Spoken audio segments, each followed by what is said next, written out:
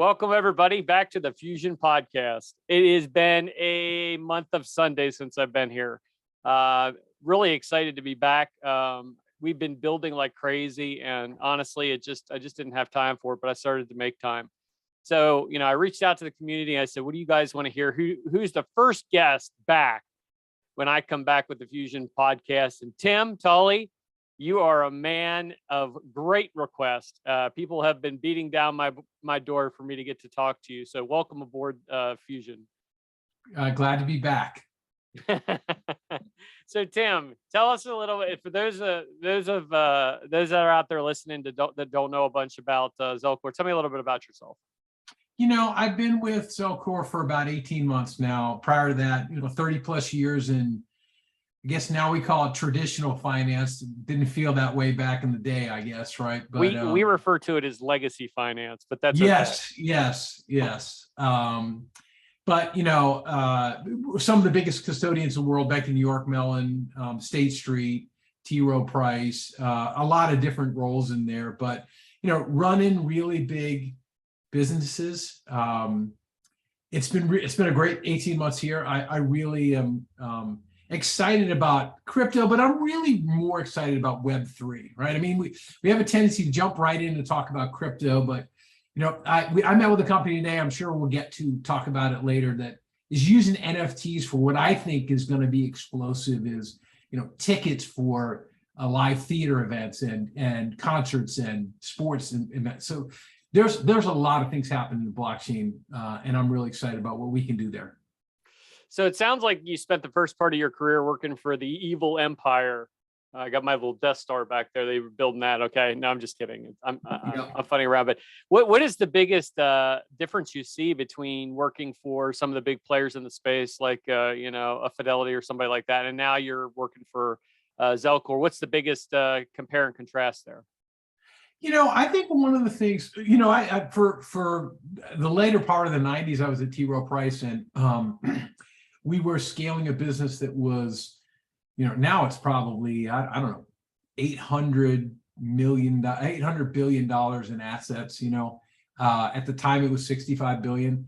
And I thought that was big scale. And then at the time it was big scale. I think what I've noticed here in crypto, the speed and scale here is unbelievable. I think about the size of our development team and the things we're doing, the reach that we have and the scale that we have is unbelievable. And the other thing too, Tim, is the asses in the seats on the other end. You know what I mean? Like we get to see some of the people we talk to. It blows your mind. I mean, there's a lot of interest in, like what you alluded to, Web3, and really, DeFi and what it can be beyond what it is today. Yeah. And where DeFi is rebuilding the rail system that has been in place for over 50 years. I mean, we've put we put makeup on the pig, but it's still the same pig, And so DeFi is replacing all that. And so there's a lot of learnings that need to go on in crypto. And I think, somebody that I was talking to said it very well, in 6 months' time, people in crypto land are learning what people in finance have learned over the last 30 years, right? Yeah, we got our asses kicked, kind of, sort of. Yes. What I mean? So it's like decentralized finance is not so decentralized. And I say this quite often. Like I feel some of the leaders that are in that like DeFi space today are like refugees or folks that came from conventional investment models, you know what I mean? Like came over from legacy finance. And in legacy finance, you have the ability to have like a good security team behind you, a good, compliance team behind you, audit your stuff going out. And I think what we're finding now is that disruptive technology, that speed at which we move, is all of a sudden, there are some weak spots there. And I think we need to firm them up. So how do you see, like, over the next, I don't know, year or so, how do you see that all playing out?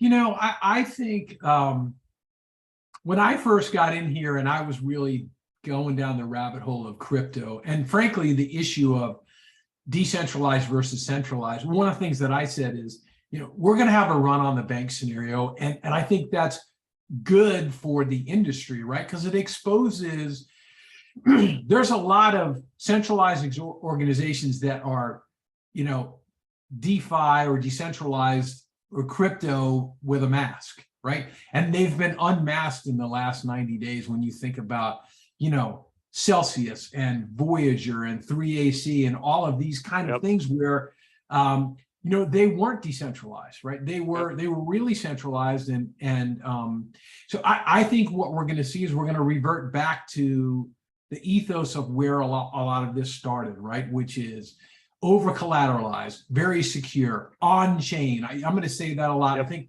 Zelcore is very committed to providing services that are on chain. It lowers the risk for all of the users, not just the Zelcore users, but the people in the platform. And so while I think this has been painful, I think it's really good for the business long term. I think the other thing I would say, as somebody who was in the traditional finance world in 2008, when everything was so interconnected and it was cataclysmic, or at least it felt that way. You know, we had a cataclysmic event in crypto in 90 days, and things are still running, still happening. You know, it's the thing that it just didn't go belly up. The death of crypto has been, over exaggerated, right? So, like you'd love this legacy finance would like to see us struggle, and but honestly, it's a learning curve. I think it's like anything else. We're learning as we're moving forward, and I think that projects like Zelcore, the ones that have their mission statement out there, their ethos on their sleeve. I think they're the ones that are really going to be successful in the end. And Tim, obviously I have a vested interest in Zelcore, but tell me why Zelcore. I don't know anything about Zelcore. Tell me how Zelcore differs from some of these other platforms that had some challenges. Yeah, I would say first and foremost, the biggest difference between Zelcore and so many other things that are out there is it's multi-asset, multi-protocol, right? So we're non-denominational. We're not religious. We take all comers. We're not picking winners and losers. And what that means is that you can have everything in one wallet. And so many of the other, think about the ones I think people are probably most familiar with, whether it's the MetaMask or some of these others that have really scaled up quickly, Phantom, et cetera, that are for Solana.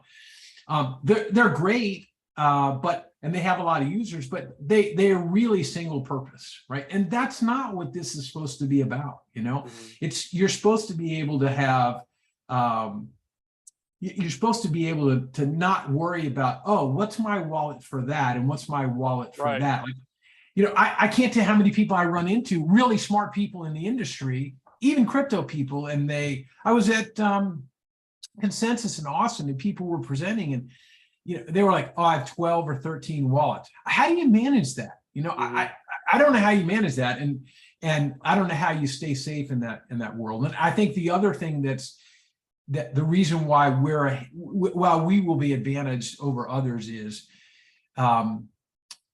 today, you have a Fidelity account, you have a 401k account, you get a Schwab account, you have your banking account, you have all these different accounts. And so you're kind of controlled by the entities. Tomorrow, you now will have the power to have all of that in your control. You need one spot to do that, right? Otherwise, we're recreating the same thing, right? So I have a MetaMask Fidelity. I have Phantom Wallet for, Schwab. Like, it's just, doesn't make sense. Yeah. We're not moving forward there, right? Yeah. And I mean, as I've been in blockchain for long enough to know, I remember when I had 13, 14, 15 wallets, and that part of that was the lack of security, or kind of talk about diversifying your assets. This was like physical diversification to make sure that you weren't exposed in any one particular area.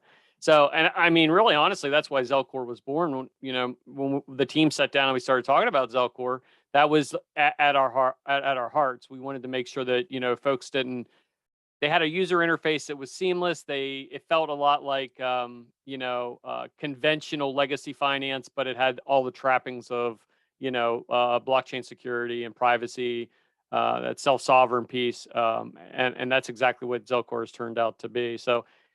tell me, like, just out of curiosity, because I know that everybody that's listening to this is like super interested in what's happening with Zelcore coming up. Like, is there anything that you can dig down deep? Usually I'm Leaky Dan, but I tend not to leak Zelcore stuff anymore because I got ninja chopped a few times. So I haven't leaked shit. So if you want to share something, that'd be great. All right. For the record, I've only chopped Dan several times. It hasn't Several been. times. All right. Yeah, yeah. I can let you in on some things that I think we're going to be announcing this month in particular, middle of August. We'll be pushing out a new UI UX experience. We actually there's a subset of our users that are in a preview group that have had access to this for at least a month, maybe a little longer than that. And I got to tell you and stop you right there for 2 seconds and tell you that I am in that user group. They finally let me in, like, just the other day. So I got to see it for the first time. But the thing that stuck out to me was we were able to pick up some folks that are really interested in what Zelcore's next iteration is. And one of those was Ryan Matta, who was able to get into the program and see the Zelcore next version. And he texted me and all he said is, all I can say, and put the fire emoji beside it, ... killer. So that, you got a lot to live up to there. Yeah, so we're really excited about the feedback we're getting from the preview group. Our plan is to roll this out middle of August, push it out to everybody, and then we've re-architected a lot of things. Probably like a lot of people in crypto, we've spent time building here during kind of the winter storing up of the nuts, right? We've been rebuilding some stuff, and so we've created an environment where we can have a lot of multiple releases out at the same time. So we're gonna have a big push out in August, and then we're gonna continue to push things out on a more regular basis, particularly around the UI UX. Probably 30, 60 days after that, we're hoping to roll out an NFT deployment or an NFT revealment, if you will. And this gets back to where I think Zelcore separated from others. Cadena NFTs, Solana NFTs, Ethereum NFTs, Yep. All of these together in one wallet, in one spot where you can kind of see everything, right? It won't matter where they come from, right? So that's something that we're going to roll out in the fall. We want to add some additional fiat on and off ramps. We have one solution today. We're talking to 2 or 3 other providers. And so I think we'll have a solution or more of an aggregated type approach to on and off ramps. We're really committed to on-chain, right? And so we want to have as many services on the platform or access from the platform so people can keep their assets on-chain. At the end, I think the other thing you're going to see from us is, I was talking to Parker Honeyman, who's another partner of Dan and I, is a key guy on the project. And yesterday I said, it feels like a lot of the providers out there they're providing middleware, right? And so it's kind of clunky and hard to use, and it's complicated for people in the space.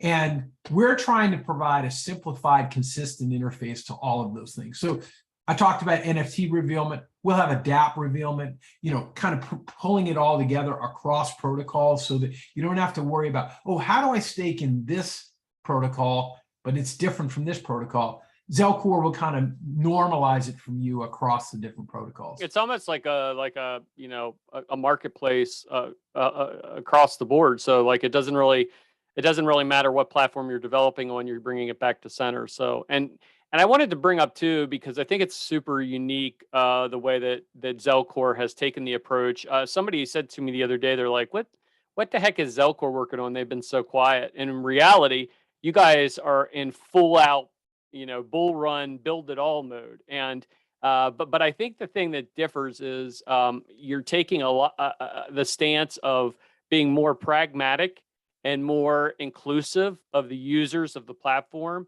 And I will tell you that that is not the norm in blockchain. That is not the norm in crypto. Historically, the folks that are building this stuff out, they make them functional, but they don't necessarily make them, adaptive, right? So that, that last mile delivery, the folks that are going to come in and use this platform, they can be, confused, or it's not intuitive or whatever. So I think it's really telling that you guys are actually set up a beta group. You're getting users. You did a survey and feedback. I filled it out and I complained about a bunch of stuff too, didn't I?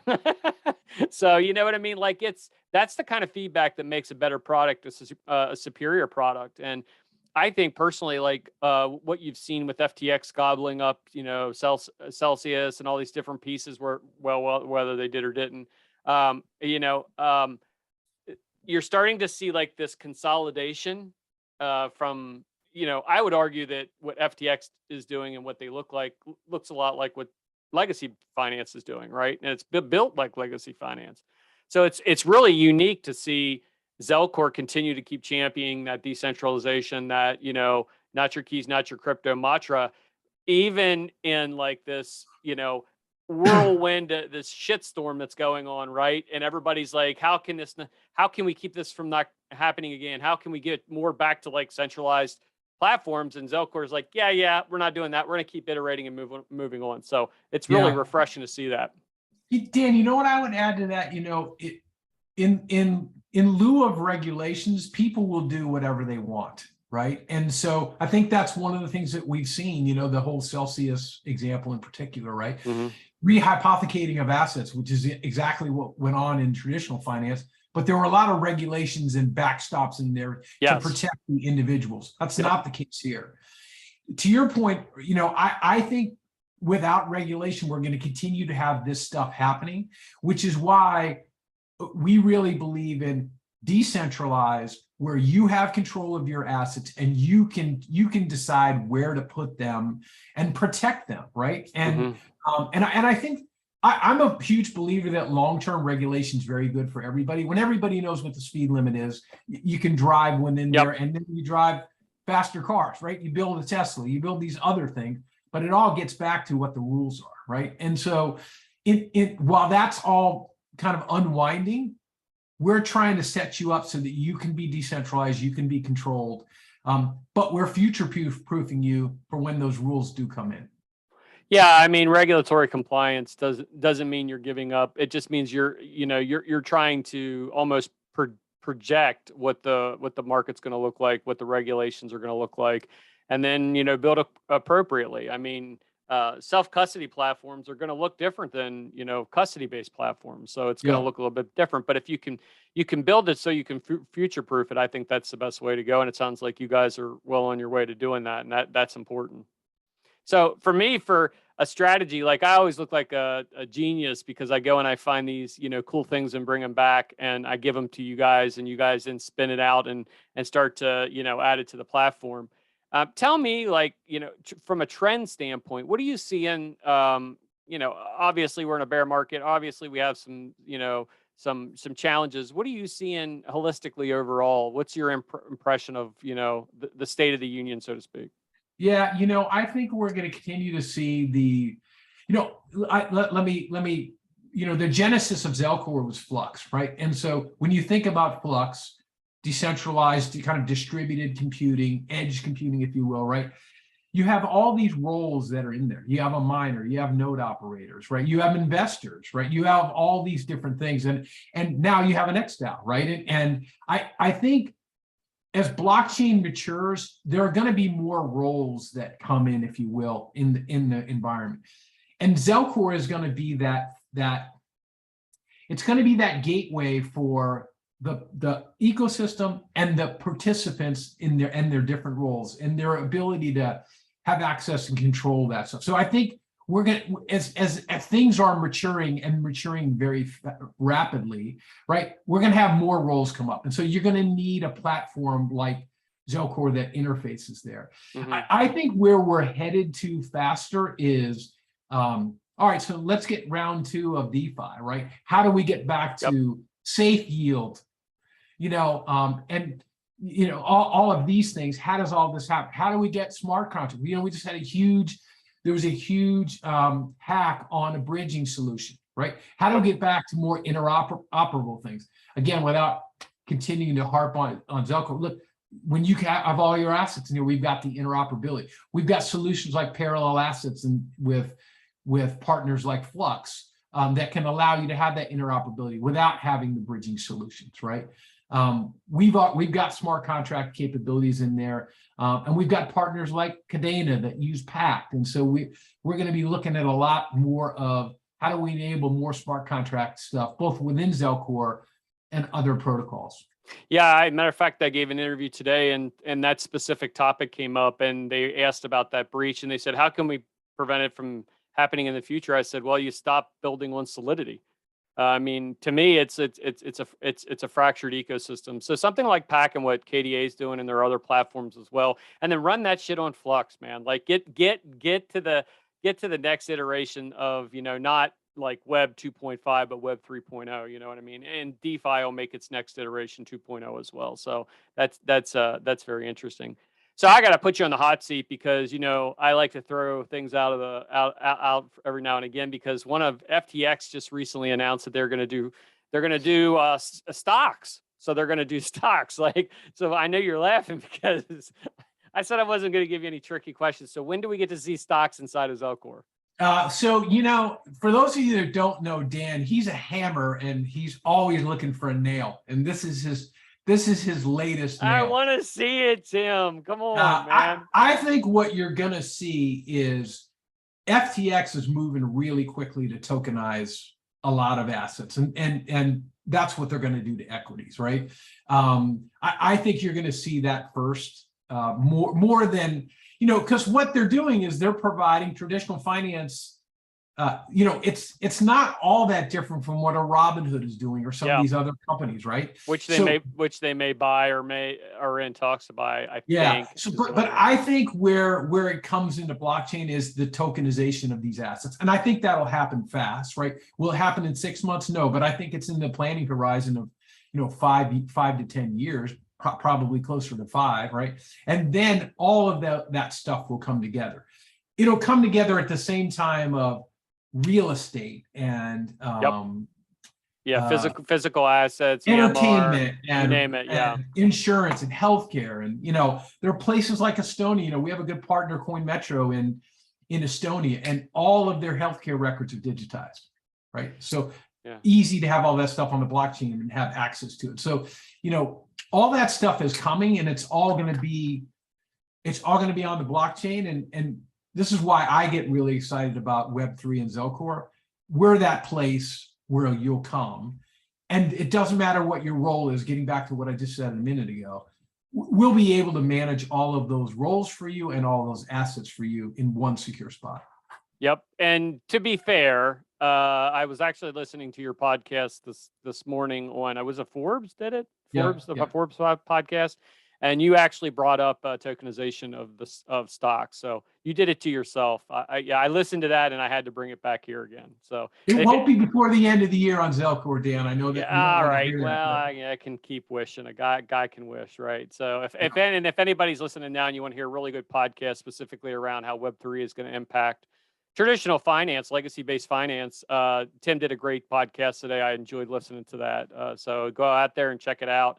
I'll link the podcast in the notes so that people can, if they're so inclined to go check it out. I think it's important. Great. So one of the kind of like some of the things that the community wants to know, and roundabout questions is, one of the big questions that comes up a lot is around the fee structures. So, Zelcore and what they're doing in terms of, there is really no fee structure inside of Zelcore except for Fusion. So talk a little bit about that and how you see, what are the big pieces that transactional fee goes to do? And by the way, that's not an unusual idea. Vitalik Buterin has said it multiple times that if we want to get really robust infrastructure in wallet development, we have to have transactional fees to be able to, incentivize people to develop on the platform. So I think Zelcore is doing it in a unique way to not impact the users. But tell me a little bit about that. Yeah. So just to be transparent, we do collect fees via Zelcore Plus. The added subscription. We do get some affiliate fees from some of our partners, but both of those are small compared to the fees that we generate through Fusion. Although even though those on an individual basis are incremental, we're charging 25 basis points. We're regularly checking where we are with respect to the competitors, right? And so Fusion is an unbelievable technology that we've implemented in Zelcore. We've pointed it predominantly at Flux today, but our plan is to use it for plenty of other protocol solutions so we can deliver on chain there. But I think we feel really good about the costs there relative to what people are getting. Everything else in Zelcore is free. All of that security, all this development that we're doing, that stuff is all free, right? So it's pretty reasonable. We're very transparent with our fees. There's nothing that, and Zelcore is a for-profit company, right? And so our hope is that we build this in a big way, and that we continue to invest in more developers. I mean, Dan, you're asking me about a lot of stuff that you want. You can't, it's not free, right? I know. You're preaching to the choir, man. Like yeah. I tell people all the time, I'm like, there's this weird condensation in crypto that everything should be fucking free, and it's not. It's just not, people. Like, you can't have a good product, a good end product. You can have a product, a functional product, but you're not going to have a robust, scalable, easy to use, engaged front end, back end, up a massive amount of uptime. I mean, Flux and some of the infrastructure they provide for Zelcore as well. I mean, the uptimes are fantastic. I mean, I see them myself. But so I would say this to anybody that you've got to have revenue generation models for these projects to succeed. So one thing I can say for Zelcore, Tim, and you can probably expand on this a little bit more as well, is up till this point we've not seen VCs. As a matter of fact, we've probably, I could say it comfortably, turned down several VCs that wanted to invest in the project because we wanted to build it the way that we wanted to build it. And so I know there's a lot of people out there that are wondering is why not? Why haven't we taken those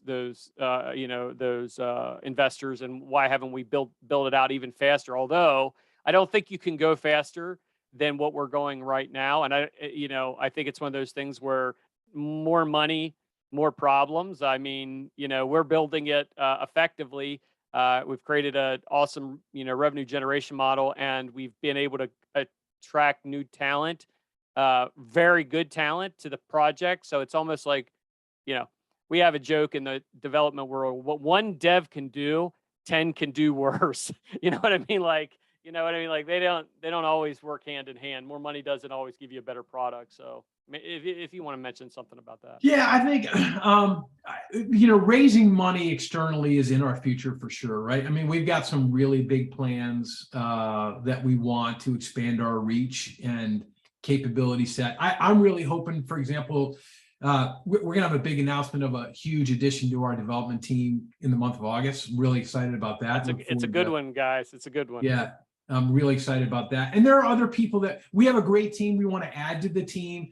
We have a lot of things that we really want to do that are on our slate. The roadmap is full. We just need more hands on deck.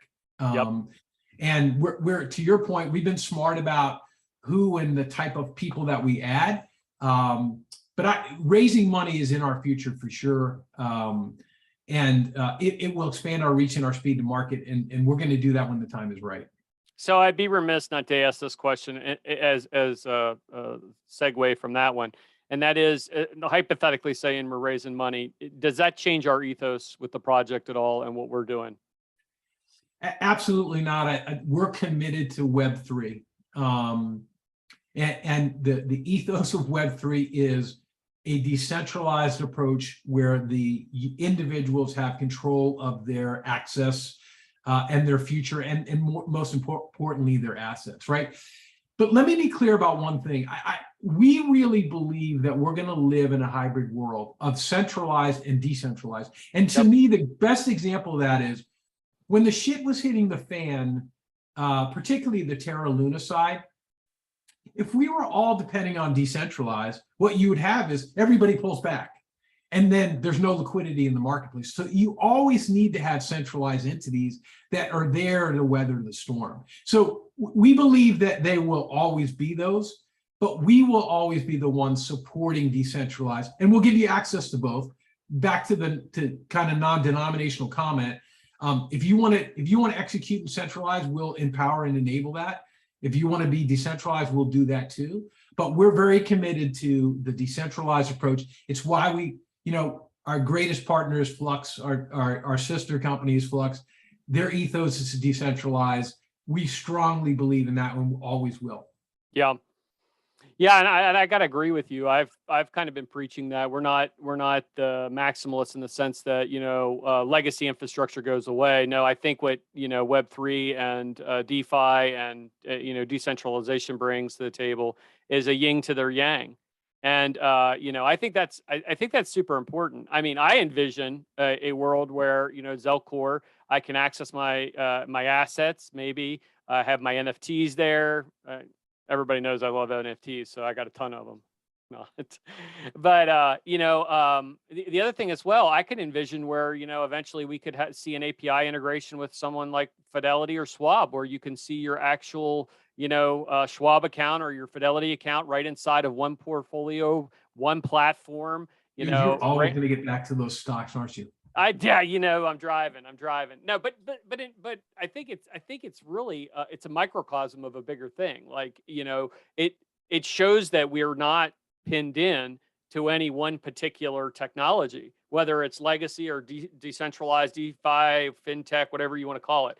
We're able to pick and choose those different platforms and bring them all to center and still remain with our core ethos belief, decentralized for all. So, I like how you kind of alluded to, there can be two different worlds, and those two different worlds can collide, but doesn't mean that they're going to meld, right? It doesn't mean that, decentralization is going to go away because legacy took over DeFi, ETH, Consensus, all those other players that are, really just centralized legacy pieces. So it's pretty fascinating to hear that take, because it's the exact same take that I have as well. So that's good.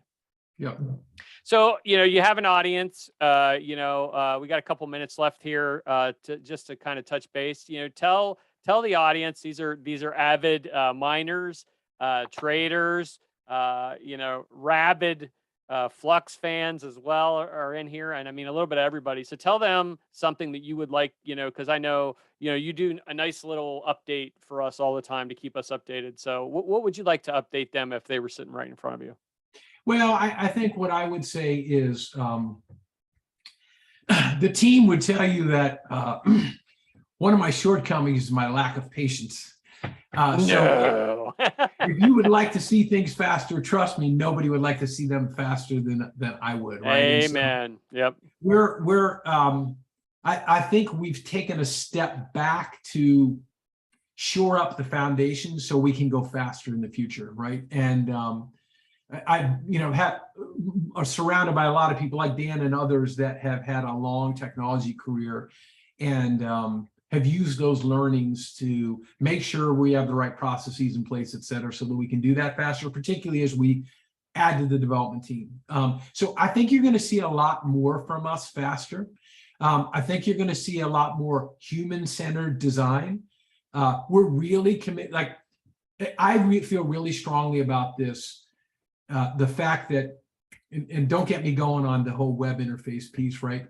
A lot of the reason that cryptos, everybody wants, no, it's because it's fast to develop, not because it's the most secure or the best solution. It just happens to be fast. And so, we're really committed to a desktop and mobile view of the world. Someday we might do a web solution. We'll only do it when we feel like it's secure enough for people. So we're going to be doing a lot more, a lot faster. And we have a feedback loop in place to get people's feedback to us faster so that we can build it in there. And I think you'll see things a lot more regularly, 2 or 3 times a month. We'll be pushing new stuff out to you.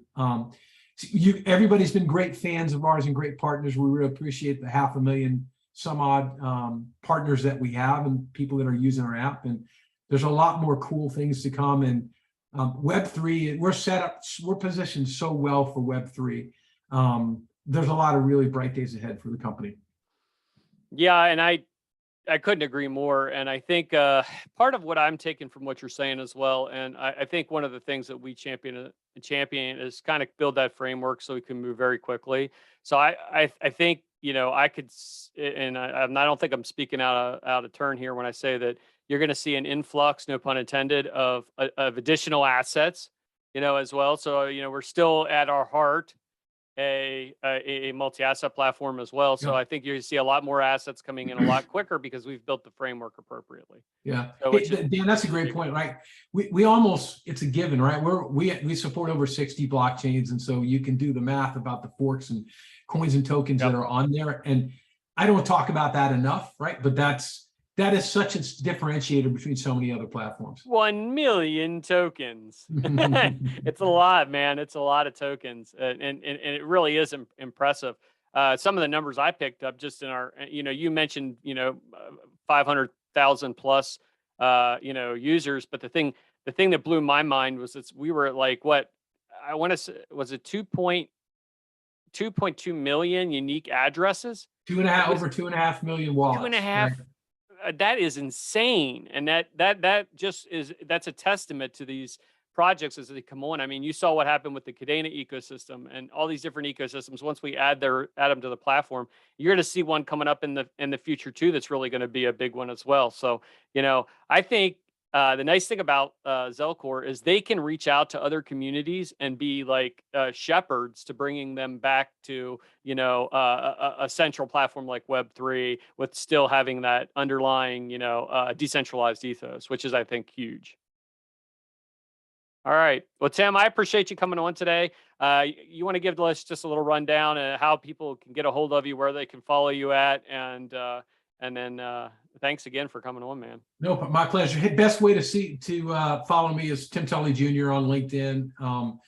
Regularly doing posts and updates there. We've got a very active social media following at Zelcore. Zelcore.io is our website, and we have Twitter, Instagram, and Facebook. Probably the best way to follow me and what we're doing as a company. So love to have you join us there. Yeah, he does all the LinkedIn stuff. I do all the Twitter stuff. So he's like super business formal, and I'm like super toxic crypto dude. So it works out good, right? Yang Diversity. We're non-denominational, man. We take them all. Yin to the yang. Yes. Tim, Yes. again, man, thanks for coming on, and really appreciate it. We look forward to bringing you another Fusion podcast real soon. So thanks again, guys. And all right, man. Look forward to seeing you again soon. Yep. See ya. Take care.